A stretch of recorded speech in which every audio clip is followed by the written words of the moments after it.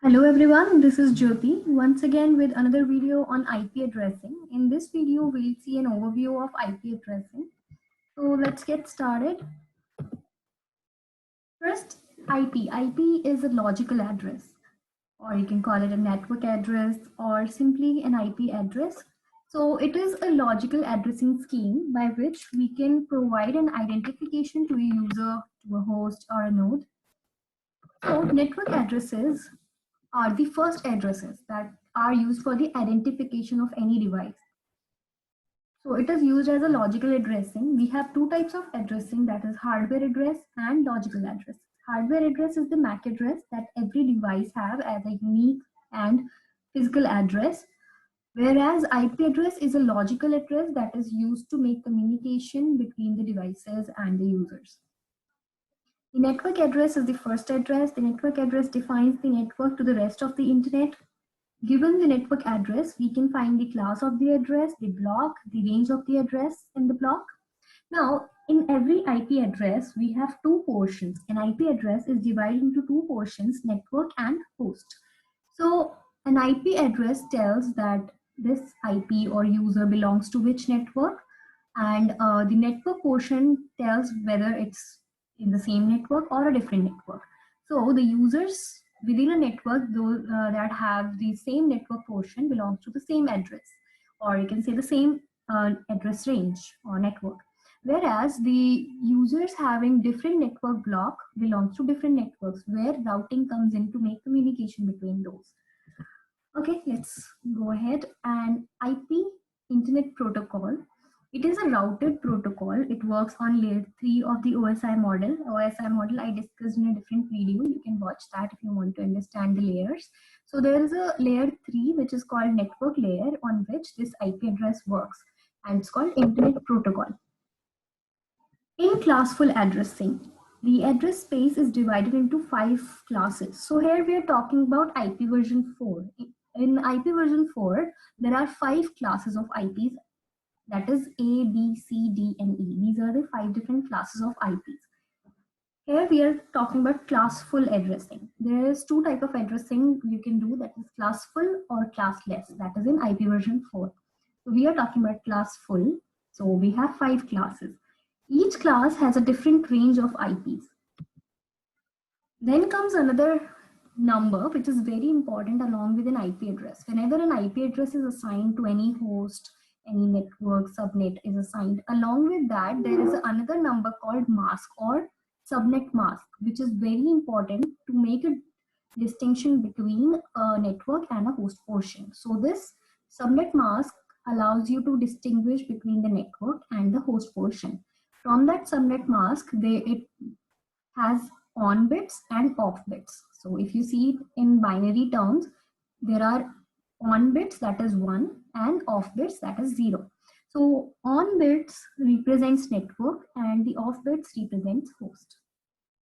A mask is a 32-bit binary number. The mask is ANDed with IP address to get the block address, that is network address. Mask and IP address in a combination creates a block address. IP addresses are unique. So to make communication between the users within a network, the IP addresses have to be unique. Within the same network, the network portion must be same, whereas the host portion should be unique. The IP addresses have a space that is 2 to the power 32, which is approximately 4 to the power, or we can say 4.2 million addresses in total, approximately, and from which we have available range, and this is the total range. Available range is somewhere around 2.8 billion. So this was one problem in IP version 4, that we had shortage, because if you see, these IP addresses are not enough to be used by each and every user around the world. So we had a problem of shortage of IPs. So then came some solutions that we'll see later. Okay, now IP address, that is Internet Protocol, has 2 versions, IP version 4 and IP version 6. We were talking about IP version 4. There is another version of IPs, that is IP version 4, that we will discuss in next video. Then IP version 4 is 32-bit binary. There are 5 classes as I just discussed. There is subnet mask used. The mode of communication in IP version 4 is unicast, multicast, and broadcast. IP address assignment is done in two ways, static and dynamic. This simply means how you can assign or configure an IP on any host or router or any device. So to assign an IP, we have two ways. Either you can manually assign an IP, that is called static method, or you can use dynamic method in which a DHCP server is used. DHCP stands for Dynamic Host Configuration Protocol, which is used to allocate IPs to the users automatically.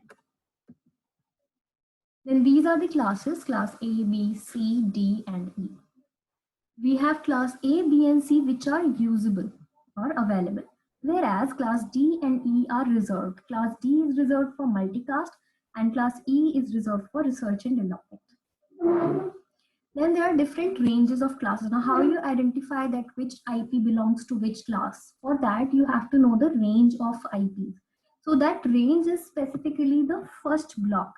Every IP version 4 address is divided into 4 blocks. So there are 4 octets divided and separated by a dot. So like 192.168.1.1 like this. So there are 4 octets. The first octet is the identifier of a class. So this is the first octet value range. Class A range is 0 to 127. Class B is 128 to 191. Class C is 192 to 223. Class D is 224 to 239. And class E is 240 to 255. So this range you have to know so that you can identify the class of an IP. Like I gave this example, IP is 192.168.1.1, subnet mask 255.255.255.0. So this subnet mask tells that the first 3 blocks or octets is the network portion, that is 192.168.1. Whereas the last block .1 is host, because that is 0 in the subnet mask. So this is how on and off bits tells you which is the network portion and which is the host portion. Then also there is some calculations involved to find out a subnet mask, or you can say you can do some calculations, or you can use a classless interdomain routing, which is a slash notation. To see all these things, I have another video on my channel, that is IP version 4 addressing. You can go through that. You will see some binary to decimal and decimal to binary conversions also, which will give you an in-depth knowledge of how IPs and subnet masking is done in decimal and binary forms, and also their conversions. So you can practice that as well. Okay, then default subnet mask. Default subnet mask, as we are talking about class full IPs here, class A, B, and C have a default subnet mask like these. Class A default subnet mask is 255.0.0.0. That means one network and 3 host blocks.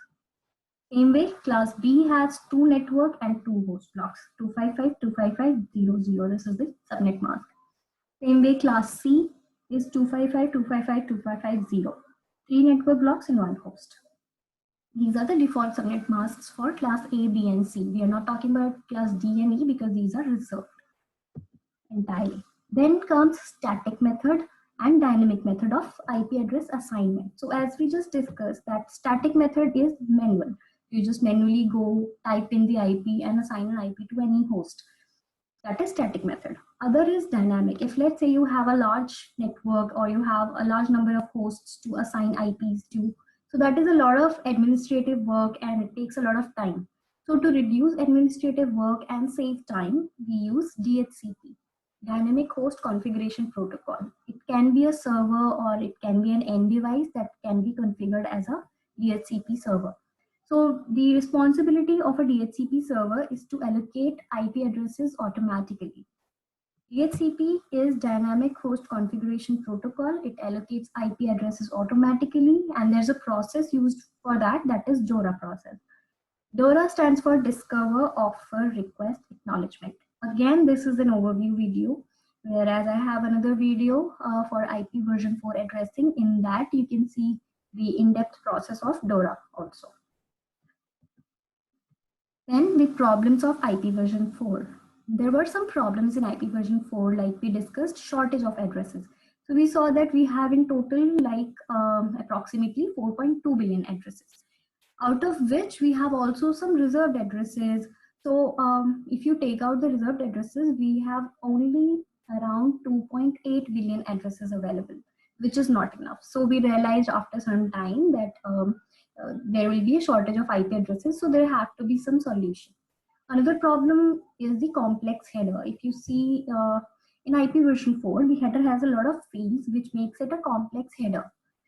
Then comes for the problem of shortage of addresses, some solutions. There are two types of solutions, short-term and long-term solutions. Short-term solutions are subnetting and NAT. And there is a long-term solution, that is IP version 6. That is a whole new version of IPs.